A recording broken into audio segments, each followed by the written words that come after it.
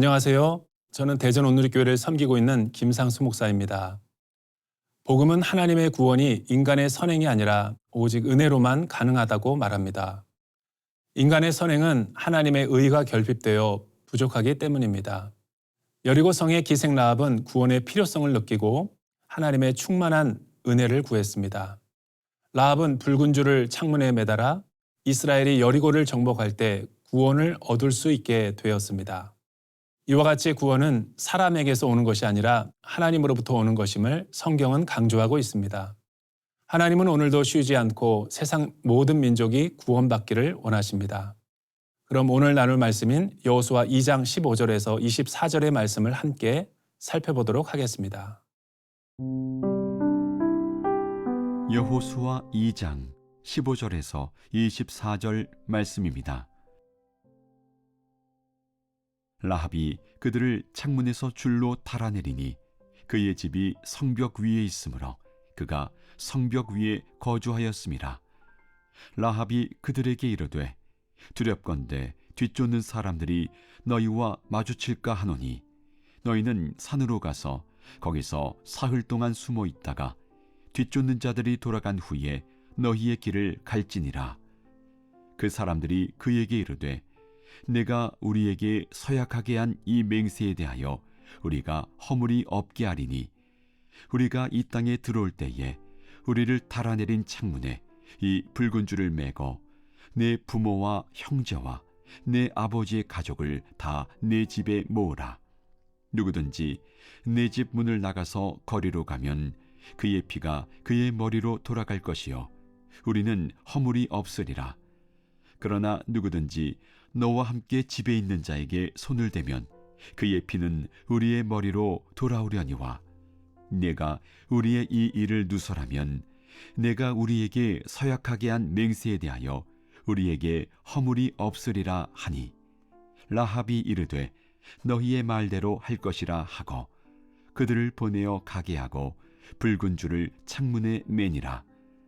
그들이 가서 산에 이르러 뒤쫓는 자들이 돌아가기까지 사흘을 거기 머물매 뒤쫓는 자들이 그들을 길에서 두루 찾다가 찾지 못하니라. 그 두 사람이 돌이켜 산에서 내려와 강을 건너 눈의 아들 여호수아에게 나아가서 그들이 겪은 모든 일을 고하고 또 여호수아에게 이르되 진실로 여호와께서 그 온 땅을 우리 손에 주셨으므로 그 땅의 모든 주민이 우리 앞에서 간담이 녹더이다 하더라. 라합은 추적자들을 피해 정탐꾼들을 돕는 믿음의 행동을 보여주고 있습니다. 라합의 집은 성벽에 위치했기에 성벽으로부터 난 창문으로 정탐꾼들을 달아내려 성 밖으로 도주하게 만들어 주었습니다. 특히 산으로 피신했다가 4일간 숨어 있다가 돌아가라고 지시했습니다. 정탐꾼들은 라합의 행동에 감사를 표시하며 다시 한번 라합의 가족이 구원을 받을 수 있는 조건을 제시했습니다. 두 가지 조건으로서 하나는 창문에 붉은 줄을 매달아 놓을 것과 라합의 집에 가족을 모두 데려다 놓을 것을 요구했습니다. 이러한 정탐꾼들의 요구에 라합은 어떻게 반응하고 있습니까? 21절을 보십시오. 라합이 이르되 너희의 말대로 할 것이라 하고 그들을 보내어 가게 하고 붉은 줄을 창문에 매니라. 구원의 필요성을 느낀 라합에게 왜 정탐꾼들은 붉은 줄을 강조하고 있는 것일까요? 왜냐하면 붉은 줄은 성경에서 어린 양의 피를 상징하고 있기 때문입니다. 출애굽기 12장에서 하나님은 400년 동안 노예 생활을 하던 이스라엘을 구원하여 약속의 땅으로 인도하고자 하셨습니다. 하지만 바로는 끝까지 이스라엘을 놓아주지 않으려 했습니다. 그때 하나님은 죄와 죽음의 세상을 상징하는 애굽에 10가지 재앙을 내렸습니다.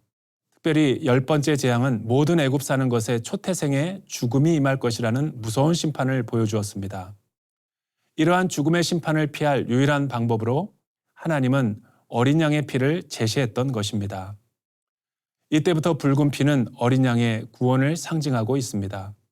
성막에서 붉은 줄을 휘장으로 만들었고 성막을 섬기는 제사장들의 옷에도 붉은 줄을 매달았고 성막의 제물의 피도 어린 양을 상징하고 있었던 것입니다. 대속의 희생으로 죄인은 속죄와 생명을 얻게 되었습니다. 이와 같은 방법으로 정탐꾼들은 라합의 집에 붉은 줄이 어린 양의 구원을 상징하고 있다고 말하고 싶었던 것입니다. 이것은 장차 어린 양으로 오시는 예수 그리스도의 피가 죄와 죽음으로부터 인류의 죄를 구원하는 십자가의 사랑을 보여주고 있는 것입니다. 왜냐하면 어린 양의 보혈만이 하나님과 죄인을 화목하게 만드는 유일한 방법이었기 때문입니다. 라합이 붉은 줄을 매달았다는 것은 하나님 앞에서 온전한 믿음의 순종을 보여주고 있는 것입니다.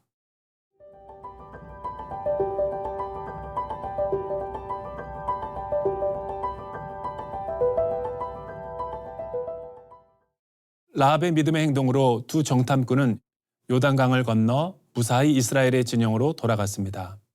그들은 라합의 말대로 산속에서 4일을 머물다가 수색자들이 돌아간 것을 확인하고 안전하게 여호수아에게로 돌아갔던 것입니다. 두 정탐꾼이 여호수아에게 보고한 내용은 무엇이었습니까? 24절을 보십시오. 또 여호수아에게 이르되 진실로 여호와께서 그 온 땅을 우리 손에 주셨으므로 그 땅의 모든 주민이 우리 앞에서 간담이 녹더이다 하더라.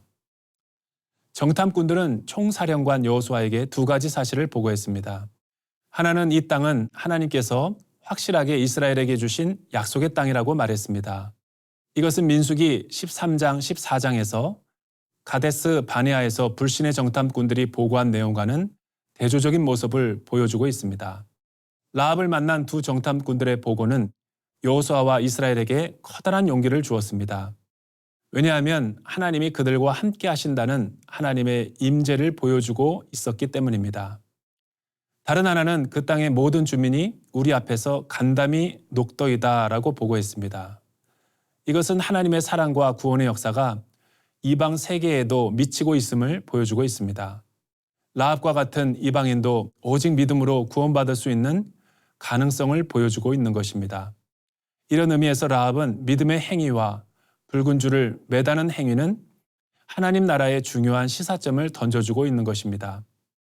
하나님이 가나안 땅의 죄악을 멸하시고 언약 백성에게 선물로 주시려는 것은 온 인류를 구원하기 위한 하나님의 구원 계획이 있음을 보여주고 있기 때문입니다. 누구나 하나님을 믿으면 구원을 얻을 수 있다는 것을 웅변해주고 있기 때문입니다. 이러한 복음의 내용은 여리고성의 지리, 여리고성의 견고함, 여리고성의 군사력의 정보보다 더 중요한 것임을 보여주고 있는 것입니다. 이와 같이 하나님의 약속은 변함이 없고 하나님은 약속을 성취하시는 하나님이라는 것을 말해주고 있습니다. 이러한 언약은 마태복음 1장에서 예수님 안에서 다시 한번 성취되고 있는 것을 봅니다. 믿음으로 구원을 받은 라합은 살몬과 결혼해 보아스를 낳고 이방 여인 룻은 보아스와 결혼해 오벳을 낳게 되는데 오벳은 다윗의 할아버지가 되는 것을 보게 됩니다. 이 다윗의 족보에서 예수 그리스도가 탄생하여 인류를 구원한 메시아가 되셨던 것입니다. 오늘도 구원이 필요한 영혼들에게 예수 그리스도는 어제나 오늘이나 영원토록 변함없는 그리스도이시며 우리의 메시아가 되어 주십니다.